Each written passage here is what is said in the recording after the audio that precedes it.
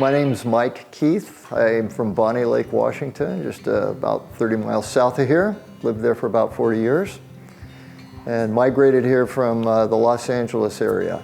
This sweet little guitar has been with me since I was about 7 years old, actually. When I was a young boy, my mom wanted her kids to grow up and be musicians.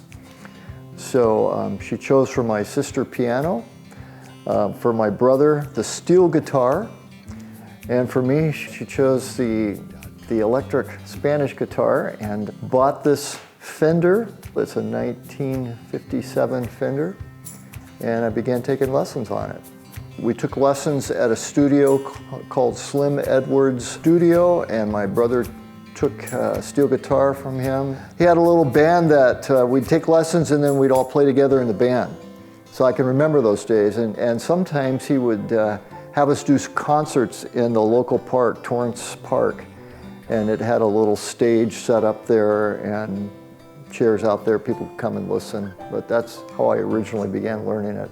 My sister didn't play in it because she took piano from another teacher, but my brother and I played in this band, and we actually played in some competitions. Going through our old files, my wife found a little article of my brother and I playing together, him playing the steel guitar, me playing this, in San Jose, California, in a competition of 600 kids that came and played. And he and I actually, in our division, we actually, according to the article anyway, I don't remember, I was only 8 years old, but we took first place. So that was kind of cool to find that article.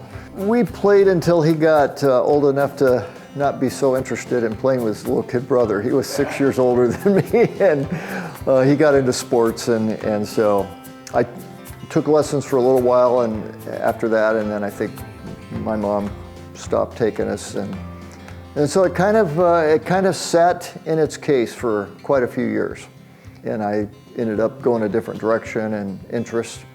My mom thought she would do me a wonderful favor while I was away at college, and she dug it out from its case under my bed at home. And you know, it had had some wear and tear from a kid using it, and she decided to have it refinished. And so she took it into, I think probably a Fender shop, and had it refinished. It turned out beautiful. However, that was in the early 70s when I was away at college.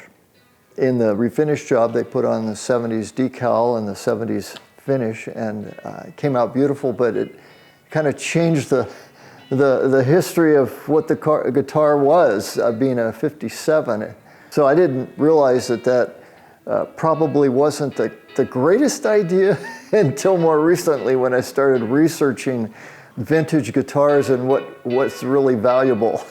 But you know, Mom was doing what she thought was best for me, and I appreciated her.